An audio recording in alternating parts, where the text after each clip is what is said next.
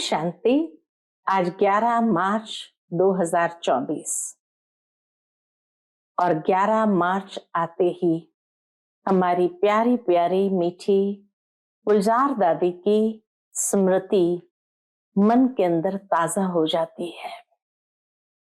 दादी गुलजार ने उन 50 साल बाबा का रथ बनकर के सभी ब्राह्मण आत्माओं की दिल से सेवा की और सदा निरअहंकारी बनकर सदा बाबा की श्रीमत को पालन करते हुए हर ब्राह्मण आत्मा के लिए भी एग्जाम्पल बनकर रहे। इतना अमूल्य पाठ बजाते हुए भी कभी अहंकार की रिंचक मात्र रेखा भी उनके जीवन में से भासना भी नहीं आती थी। तो इसी तरह दादी के एक एक गुण की स्मृति हम जब मन में ले आते हैं तो लगता है कि दादी संगम युग पर ही सर्व गुण संपन्न होकर संपूर्णता को प्राप्त कर अव्यक्त वतन वासी बने। तो 11 मार्च 2021 को दादी ने शिवरात्रि के पावन पर्व पर अपने पुराने शरीर को त्याग किया। शिवरात्रि जब भी आती थी दादी को ये त्योहार बहुत ही पसंद था और साथ में हर एक को भी शिव जयंती पर खूब बधाइयां देती थी, खुशी में आ जाती थी और हमेशा यही मन में रहता था, मेरा तो एक बाबा दूसरा न कोई। तो आज के मधुर महावाक्य भी हम सबको इसी स्मृति में ले आते हैं कि सत का संग तारे और कुसंग डुबोता है। तो देह और पुरानी देह की दुनिया का संग करने के बजाय हम सदा बाप के संग में रहे तो हमारी जीवन नैया भी पार लग जाती है। तो सुनते हैं आज के बाबा के अनमोल मधुर महावाक्य। ओम शांति। आज 11 मार्च 2024 के बाबा के अनमोल मधुर महावाक्य सुनेंगे। आज की मुरली बाबा की है। कहा जाता है संग तारे कुसंग डुबोए। बाबा कहे ये इस समय की ही कहावत है कि इस समय तुम बच्चे बाप के सत के संग में बैठे हो और इसीलिए तुम्हारी नैया पार हो रही है। दुनिया के मनुष्य आत्माएं अनेक प्रकार के कुसंग में है जिस कारण उनकी नैया डूबने लगती है।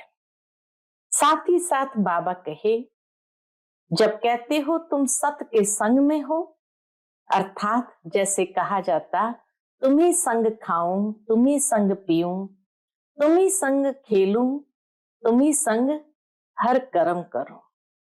तो बाबा कहे वास्तव में तुम्ही संग खेलूं ये तो हो सकता है कि बाप दादा दोनों बच्चों के साथ खेलते भी है, बैठते भी है, परंतु जब कहते तुम ही संग खाओ तो शिव बाबा अभोक्ता है, इसीलिए वो बच्चों के साथ खाते नहीं हैं।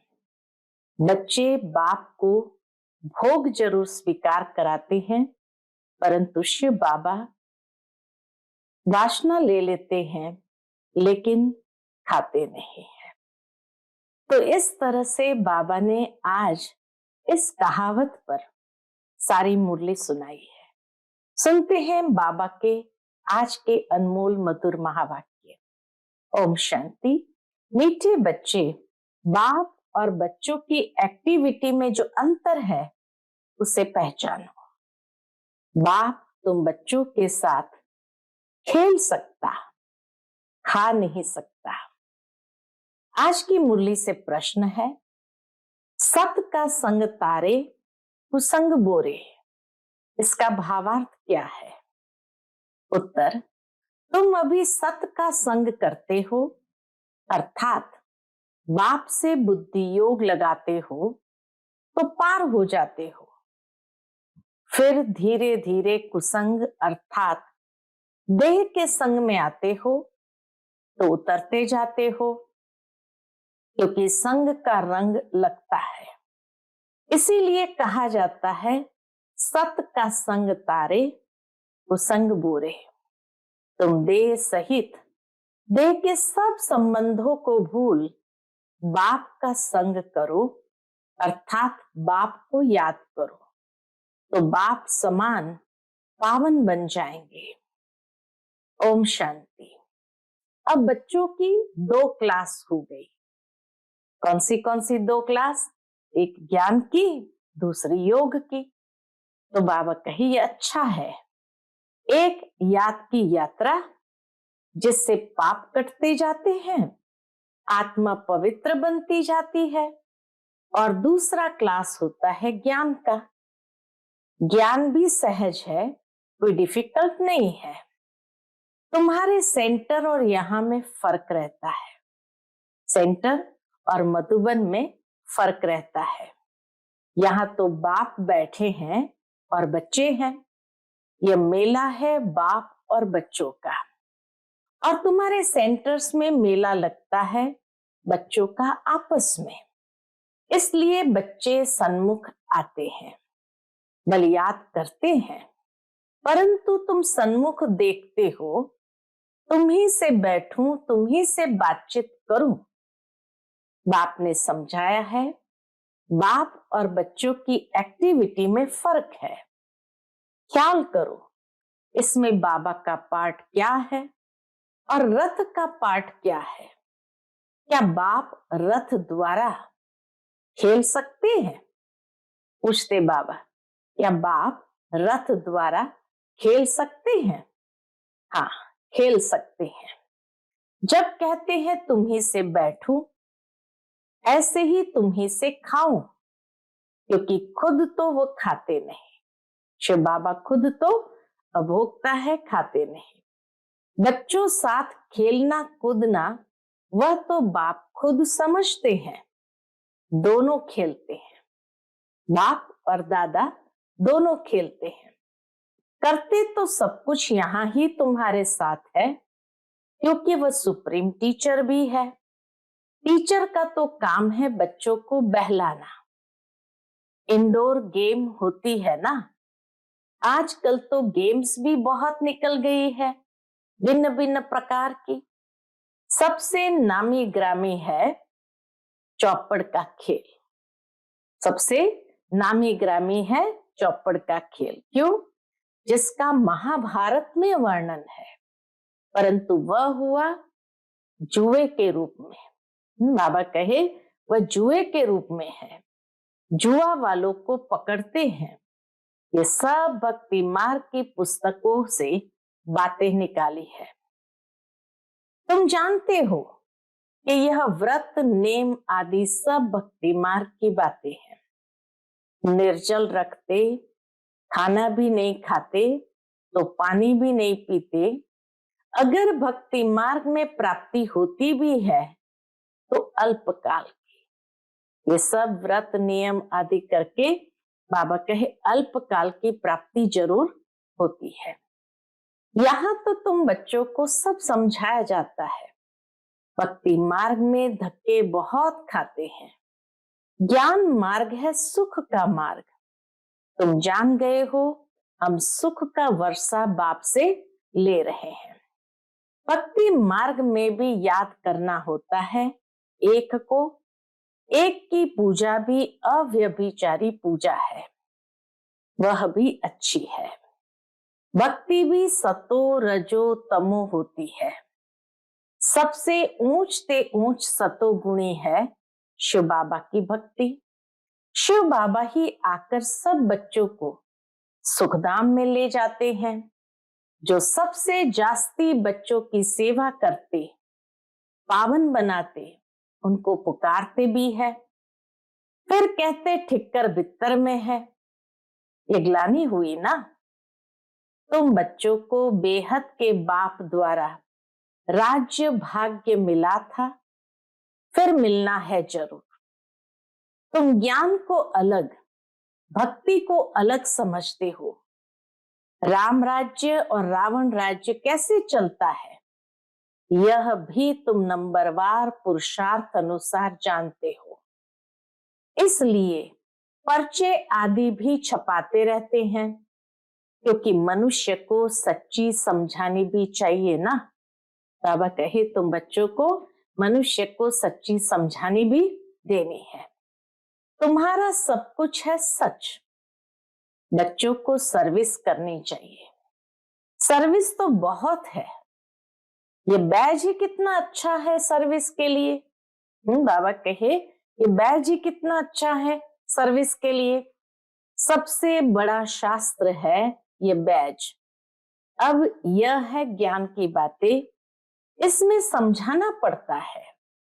यह याद की यात्रा अलग है। इसको कहा जाता है अजपा जाप। जपना कुछ नहीं है, ऐसे नहीं कि अंदर ही शिव शिव करते रहे। तो बाबा कहे जपना कुछ नहीं है, अंदर में भी शिव शिव नहीं कहना चाहिए, सिर्फ बाप को याद करना है। यह तो जानते हो शिव बाबा बाप है, हम आत्माएं उनकी संतान है। वही सन्मुख आकर कहते हैं मैं पतित पावन हूं, मैं कल्प कल्प आता हूं पावन बनाने। देह सहित देह के सब संबंध छोड़ अपने को आत्मा समझो। मुझ अपने बाप को याद करो तो तुम पावन बन जाएंगे। मेरा पार्ट ही है पतितों को पावन बनाने का।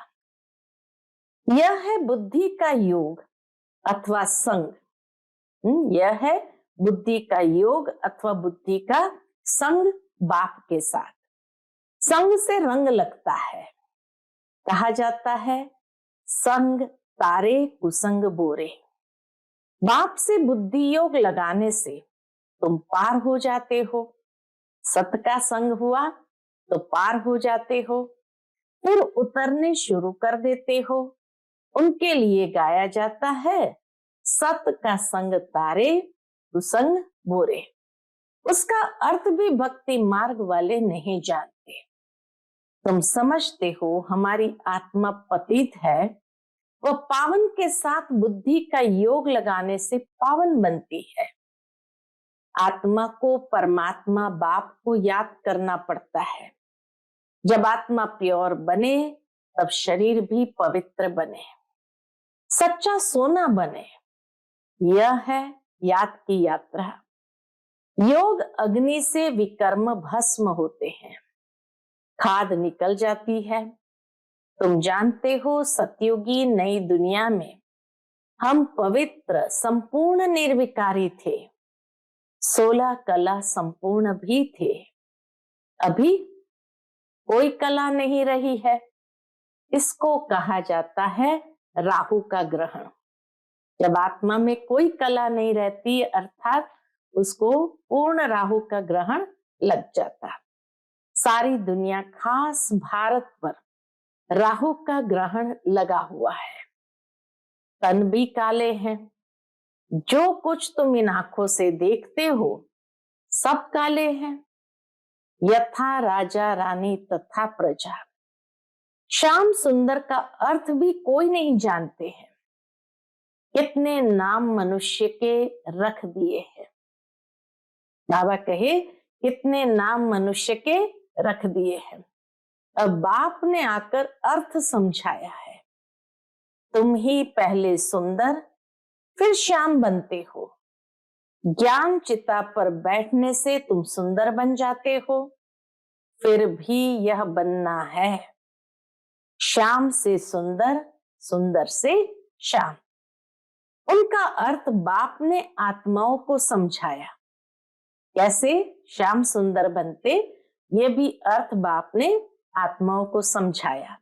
हम आत्माएं एक बाप को ही याद करती है।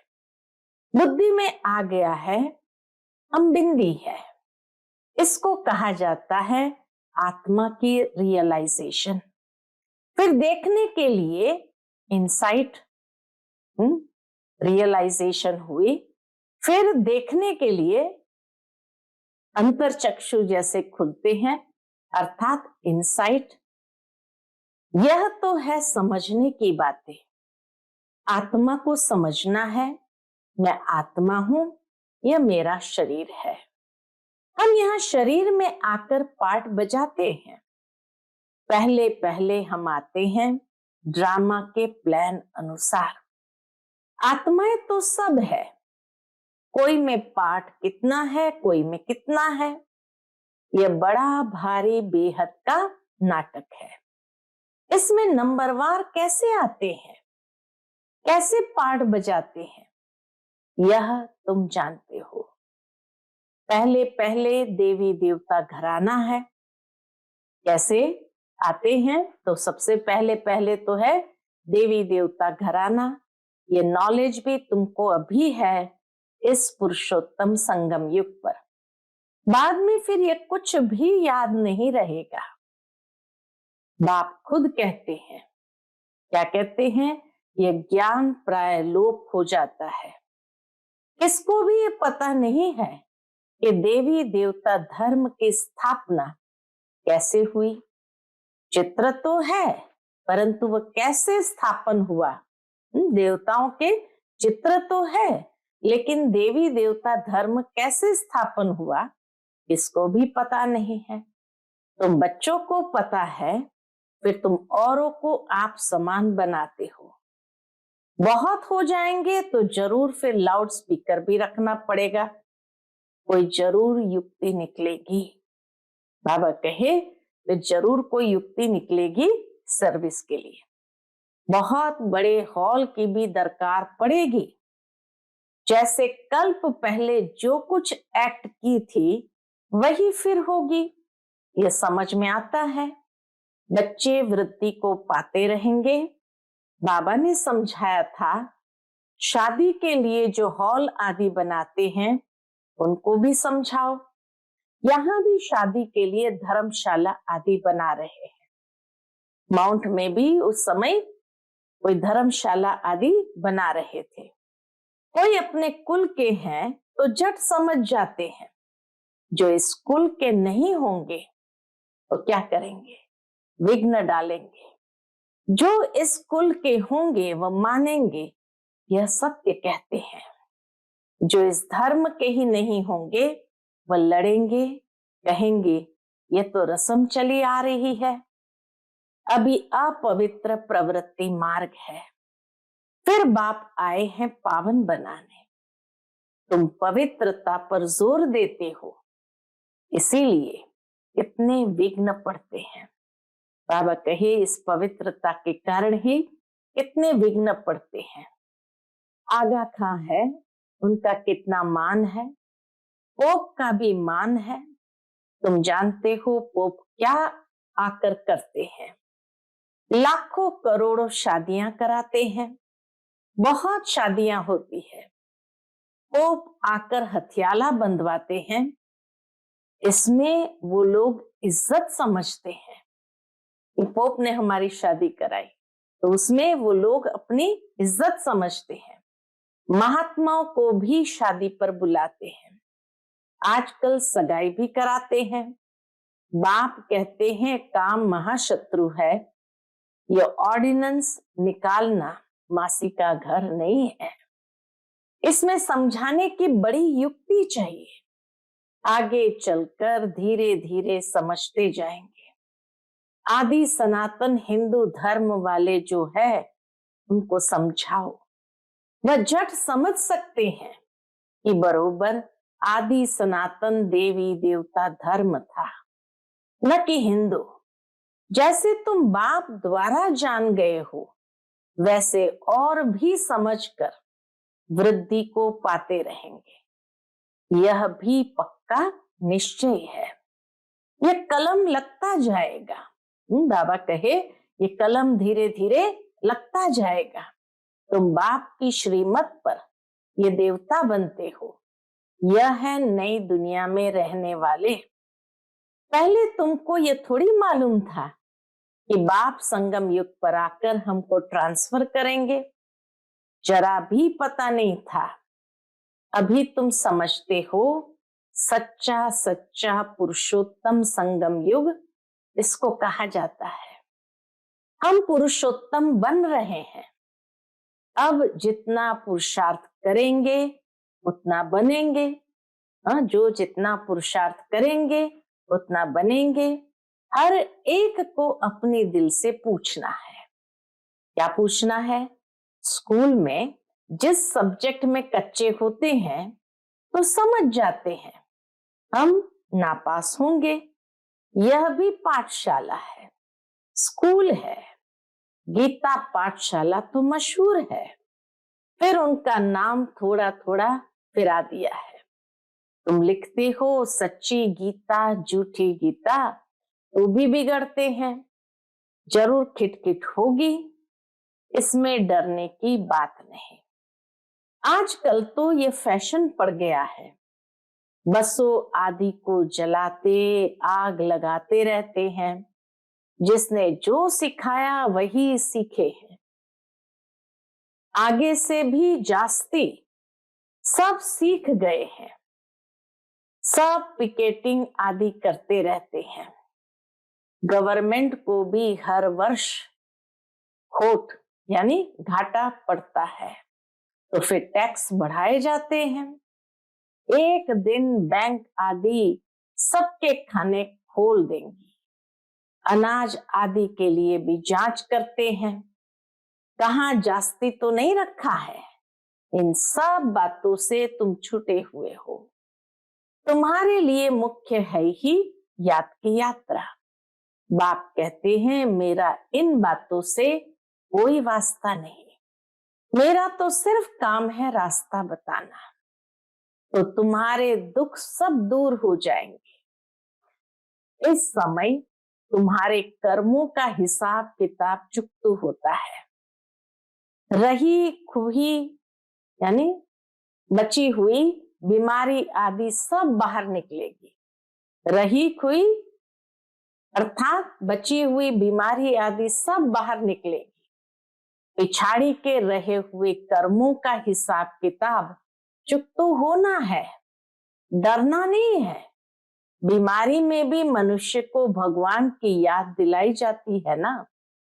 तुम हॉस्पिटल में भी जाकर नॉलेज दो कि बाप को याद करो तो विकर्म विनाश हो जाएंगे। सिर्फ इस जन्म की बात नहीं, भविष्य 21 जन्म के लिए हम गारंटी करते हैं कभी बीमार नहीं होंगे। एक बाप को याद करने से तुम्हारी आयु भी बड़ी होगी। भारतवासियों की आयु बड़ी थी, निरोगी थे। अब बाप तुम बच्चों को श्रीमत देते हैं, इसलिए श्रेष्ठ बनने के लिए। पुरुषोत्तम अक्षर तो कभी भी भूलो नहीं। बाबा कहे पुरुषोत्तम अक्षर तो कभी भी भूलो नहीं। कल्प कल्प तुम ही बनते हो, ऐसे और कोई कह न सके। ये कहने की अथॉरिटी सिर्फ एक बाबा की है। तो ऐसी ऐसी सर्विस बहुत कर सकते हो। डॉक्टर से तो कोई भी समय टाइम ले सकते हो। नौकरी करने वाले भी बहुत सर्विस कर सकते हैं। मरीजों को बोलो हमारा भी बड़ा डॉक्टर है, अविनाशी बेहद का सर्जन है। हम उनके बने हैं जिससे हम 21 जन्म निरोगी बनते हैं। हेल्थ मिनिस्टर को समझाओ कि हेल्थ के लिए इतना माथा क्यों मारते हो। सतयुग में मनुष्य बहुत कम थे, शांति सुख पवित्रता सब थी। सारी दुनिया में तुम ही सबका कल्याण करने वाले हो। बाबा कहे सारी दुनिया में तुम ही सबका कल्याण करने वाले हो। तुम पंडे हो ना, पांडव संप्रदाय हो। ये किसकी बुद्धि में नहीं होगा। फूड मिनिस्टर को समझाओ, पहले पहले सबसे बड़ा फूड मिनिस्टर तो शिव बाबा है। सबसे बड़ा फूड मिनिस्टर कौन? शिव बाबा है, इतना अनाज देते जो स्वर्ग में कभी खोट नहीं होगी। अभी तुम हो संगम युग पर, सारा चक्र तुम्हारी बुद्धि में है, इसीलिए तुमको स्वदर्शन चक्रधारी कहा जाता है। बाकी भारत इंसॉल्वेंट बन गया है। अक्ल वाले आकर अक्ल सिखलाते रहते हैं, यह भी तुम बच्चे जानते हो। बाबा सबसे बड़ा अक्ल वाले आकर के बुद्धिवानों की बुद्धि हमें श्रेष्ठ मत देते हुए श्रेष्ठ बुद्धि देते हैं। अच्छा, मीठे मीठे सिकिलदे बच्चों प्रति माता पिता बाप दादा का याद प्यार और गुड मॉर्निंग। रूहानी बाप की रूहानी बच्चों को नमस्ते। हम सब रूहानी बच्चों की रूहानी माता पिता बाप दादा को याद प्यार, गुड मॉर्निंग और नमस्ते। नमस्ते। शुक्रिया बाबा, शुक्रिया। आज की मुरली से धारणा के लिए मुख्य सार है। पहली पॉइंट, एक बाप को साथी बनाकर तुम ही से बैठूं, तुम ही से सुनो, तुम ही से खाऊं, ये अनुभव करना है। कुसंग छोड़ सत्य के संग में रहना है। दूसरी पॉइंट, कर्मों का हिसाब किताब याद की यात्रा और कर्म भोग से चुप होकर संपूर्ण पावन बनना है। संगम युग पर स्वयं को पूरा ट्रांसफर करना है। संगम युग पर स्वयं को पूरा ट्रांसफर करना है। आज का बाप दादा का मधुर वरदान हम बच्चों के प्रति, दिल से मेरा बाबा कहकर सच्चा सौदा करने वाले सरेंडर व मरजीवा भव। दिल से मेरा बाबा कहकर सच्चा सौदा करने वाले सरेंडर व मरजीवा भव। ब्रह्मा कुमार कुमारी बनना माना सरेंडर होना। जब दिल से कहते हो मेरा बाबा, तो बाबा भी कहते हैं बच्चे सब कुछ तेरा। चाहे प्रवृत्ति में हो, चाहे सेंटर पर हो, लेकिन जिसने दिल से कहा मेरा बाबा, तो बाप ने अपना बना लिया। यह दिल का सौदा है, मुख का स्थूल सौदा नहीं है। सरेंडर माना श्रीमत के अंडर रहने वाले। ऐसे सरेंडर होने वाले ही मर जीवा ब्राह्मण है। आज का स्लोगन है, अगर मेरा शब्द से प्यार है तो अनेक मेरे को एक मेरा बाबा में समा दो। अगर मेरा शब्द से प्यार है तो अनेक मेरे को एक मेरे बाबा में समा दो। आज हम सबकी अति स्नेही बाप दादा के नैनों की नूर, अपने दिल में दिलाराम बाप को बसाने वाली बाप दादा का रथ छोटा नंदी दादी गुलजार जी 11 मार्च 2021 को अव्यक्त वतनवासी बनी। आज उनके पुण्य स्मृति दिवस पर हम सब उनके अनमोल वचन अपने जीवन में उतार कर उनके स्नेह और बाप दादा की पालना का रिटर्न करें। यही उनके प्रति सच्ची श्रद्धांजलि है। गुलजार दादी जी द्वारा उच्चारित कुछ अनमोल वचन। पहली बात, अपनी सब जिम्मेवारियां बाबा को देकर डबल लाइट रहो तो खुशी में नाचते रहेंगे। दूसरी पॉइंट, मन बुद्धि को एक बाप में लगाना, एकाग्र करना ही सच्ची साधना है। तीसरी पॉइंट, परमात्मा प्यार ही निस्वार्थ प्यार है, इसके रिटर्न में सिर्फ समान बनो। चौथी बात, बाबा के साथ का अनुभव करने के लिए मन बुद्धि को क्लीन और क्लियर रखो। पांचवी बात, सर्वशक्तिमान बाप साथ है तो सदा मौज में रहो न मूंझो, न घबराओ, न कभी दिल शिकस्त हो। छठी पॉइंट, अंतवाहक शरीर द्वारा सेवा करने के लिए डबल लाइट बनो। सातवीं बात, बाबा को दिल का हाल सुनाओ, नैनों में बसाओ तो किसी में आंख नहीं डूबेगी। और आठवीं बात, अंतिम समय में मनसा सेवा करने के लिए सर्व शक्तियों का स्टॉक जमा करो। अंतिम समय में मनसा सेवा करने के लिए सर्व शक्तियों का स्टॉक जमा करो। अच्छा, ओम शांति।